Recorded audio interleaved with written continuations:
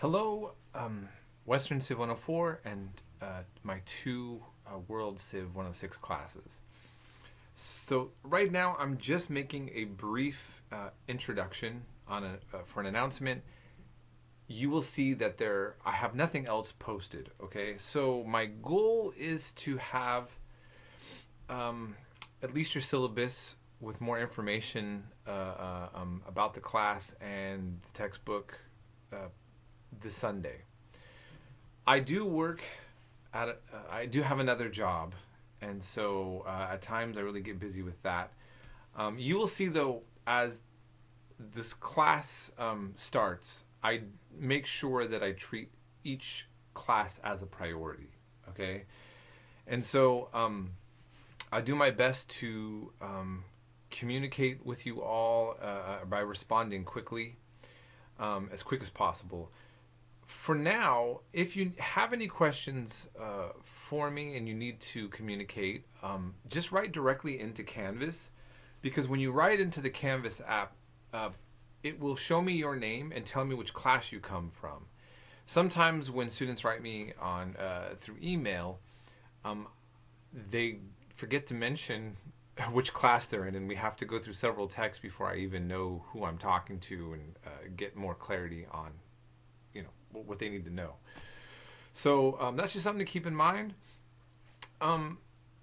We are living in tricky times, which is the topic, I guess, that everybody has now, every day. 2020 is, we're all experiencing this together. So I'm aware that for a lot of you, you don't even want to do online classes. You have to do that now. And this may not be very easy for you. Please communicate with me if you're having a struggle with this. For me personally, I used to teach at Modesto Junior College in person, and when I was getting training to do online, I was so resistant to it. And over time, I really have grown to love teaching online. I try to make it as personable as possible. Now, I live in Portland, Oregon, currently. So, I don't live in Modesto, California, but I was born and raised in the 209. I've lived in Manteca, and so I'm very familiar with where most of you are from and are living in.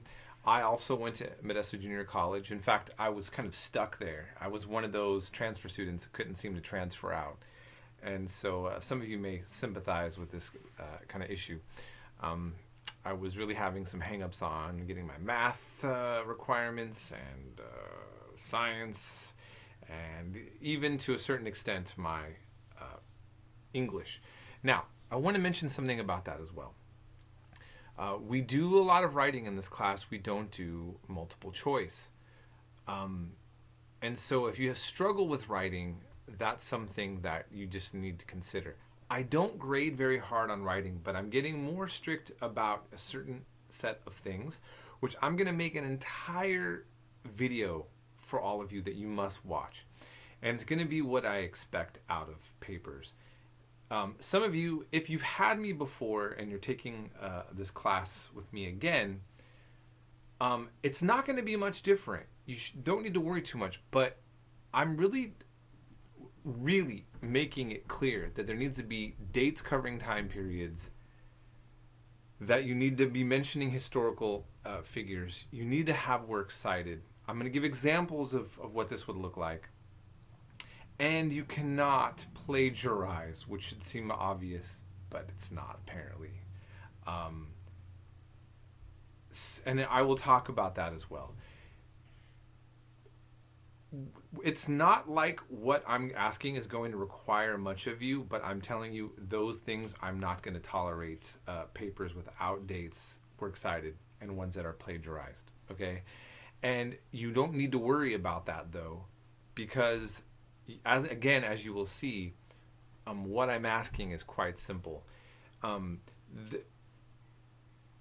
If you know anybody who ever had a class from me, what they would tell you is it starts off a little overwhelming. You see a lot of videos, you're going to think that you're going to do a lot of work. You see, you have to write a paper every week. The reality is I have a very consistent schedule. You start to see that what I'm asking for, it all fits together. You know, the textbook, the lectures, and the assignments, there's no gap between them. And I mean, what I'm saying is I myself went to MJC, and I had a professor who would give a lecture, and then he would give an exam. Nothing that he ever said in his lectures was on the exam.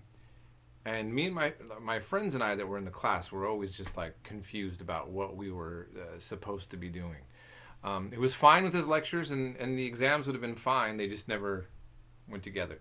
And so I always told myself, I want to make sure I don't do that to my students.